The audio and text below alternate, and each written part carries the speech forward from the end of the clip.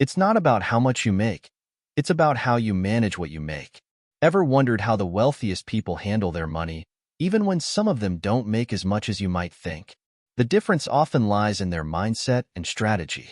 Whether you're earning $50,000 or $500,000, the approach used by the top 1% to grow and protect their wealth can be applied by anyone. In this video, I'm going to walk you through the exact principles the wealthiest people use to secure their financial future. You don't need to be a financial expert. Just follow the steps to put yourself on the path toward financial freedom. Let's get into it. Many people believe that if they could just make a little more money, they'd be set. But in reality, managing money is about discipline and strategy, not just income. Studies have shown that individuals who stick to a solid financial strategy tend to accumulate more wealth over time than those who rely on their income alone. The wealthiest 1% understand this well, and they stick to a few tried-and-true principles that give them a massive advantage over the long term. Today, I'll be introducing you to a simple framework that covers the three major areas of effective money management: savings, essential expenses, and guilt-free enjoyment. This is what the 1% do differently. They structure their finances in a way that keeps them growing and protected no matter what life throws at them. So, let's break down these three parts and how you can apply them. Part 1. Save 15%. Your financial safety net.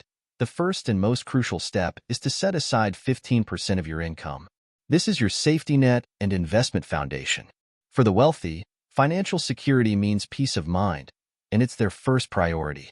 By setting aside 15% of your income, you're creating a buffer for both emergencies and future investments.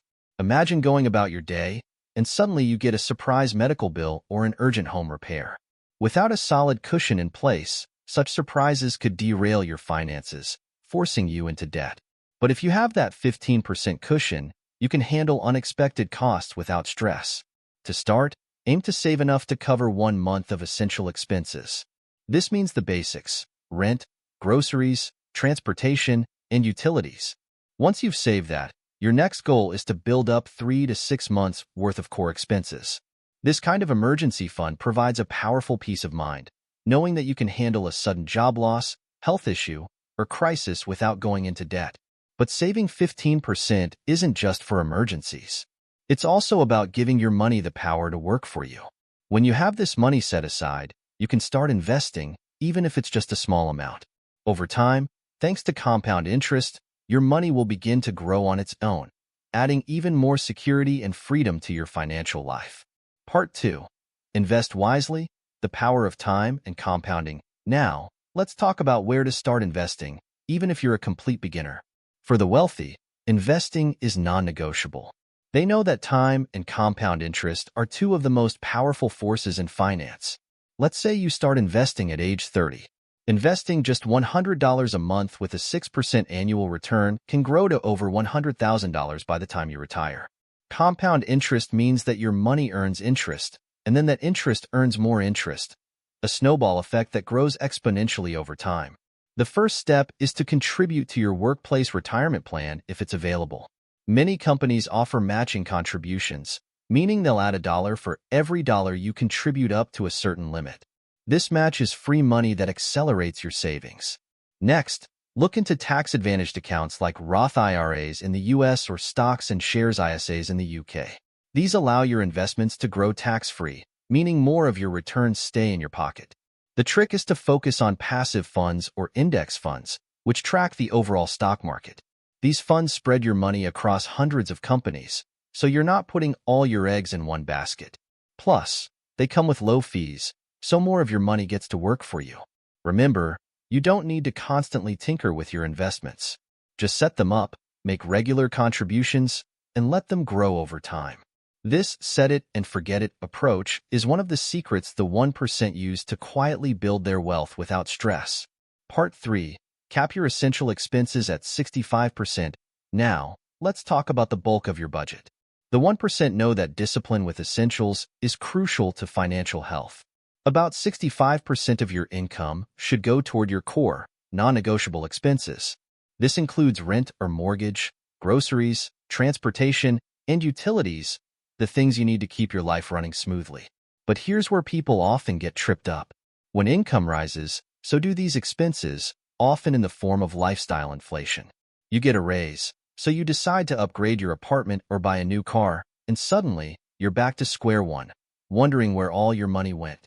To avoid this, set a firm limit on your fundamental expenses.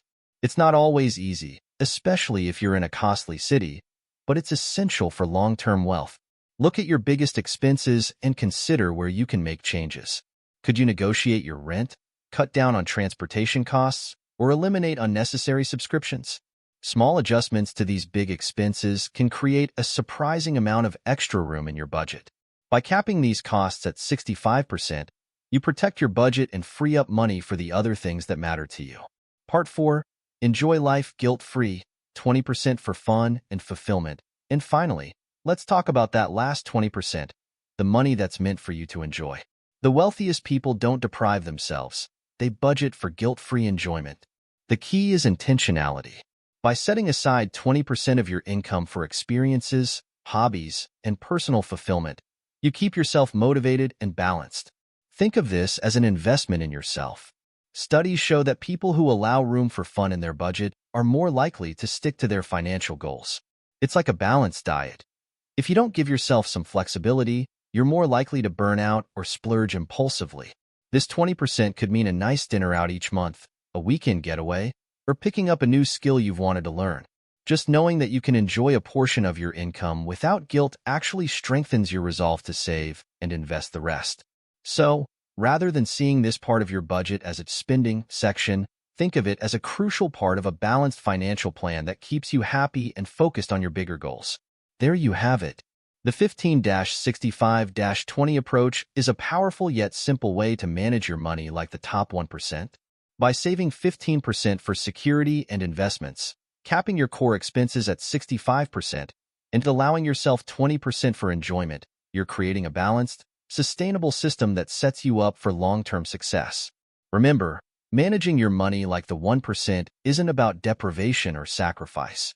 It's about making intentional choices with every dollar you earn, so you can enjoy the freedom that comes with financial security.